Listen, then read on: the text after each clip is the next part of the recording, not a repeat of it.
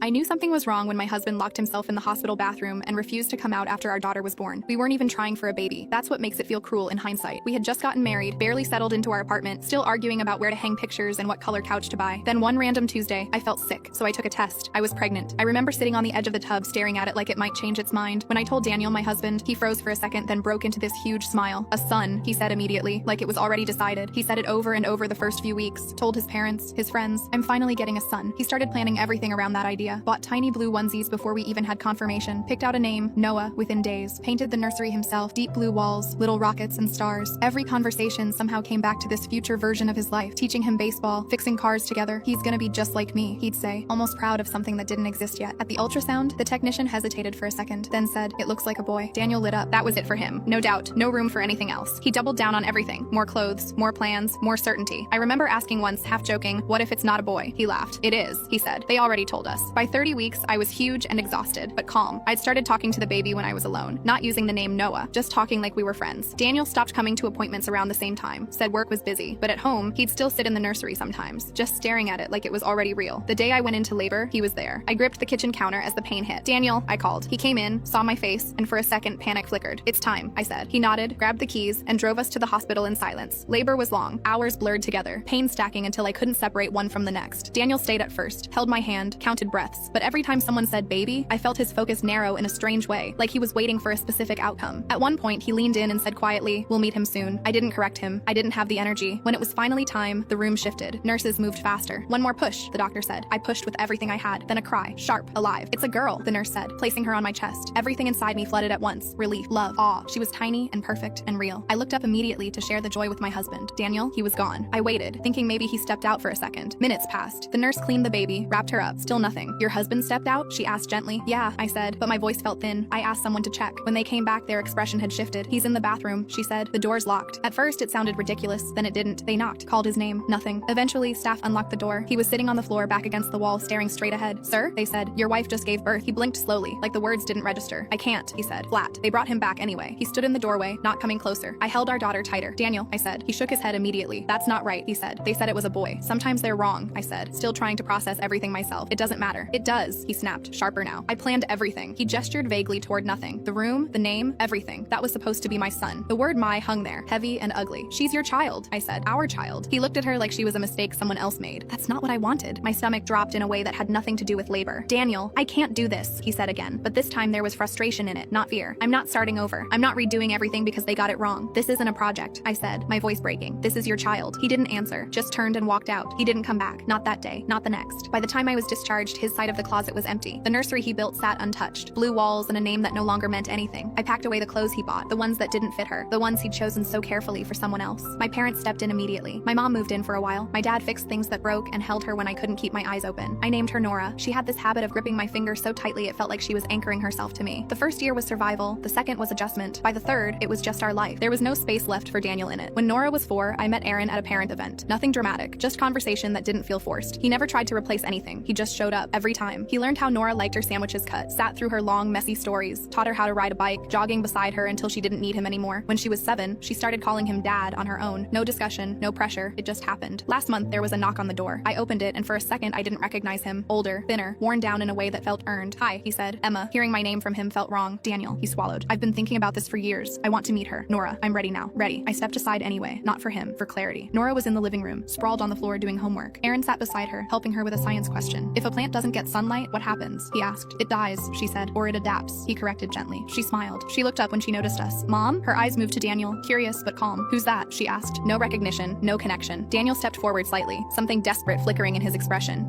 They have a father, I said, my voice steady. Aaron looked up, read the room instantly, and stayed exactly where he was. Nora leaned into him without thinking. That small movement said everything. I made a mistake, Daniel said quietly. I thought I wanted a son. I thought that's what mattered. I was wrong. You didn't just think it, I said. You chose it, over her. He looked past me again, like he was trying to see something he never built. Can I at least talk to her? He asked. I shook my head. You walked away because she wasn't what you pictured. You don't get to come back now that she's exactly who she's supposed to be. I opened the door wider, not inviting, ending it. You don't get to skip to the part where she's easy to love. He stood there for a second longer, then nodded slightly, like he finally understood something too late. I closed the door. Through the window, I watched him walk back to his car, slower this time. Inside, Nora had already gone back to her homework. Mom, is the answer photosynthesis? She called. Yes, I said. Aaron glanced at me. I nodded once. It was done. Nora didn't ask again about the man at the door. To her, he wasn't important, and that was the truth of it. We sat there together, the life we built without him filling the room completely. Whole, steady, exactly as it should be.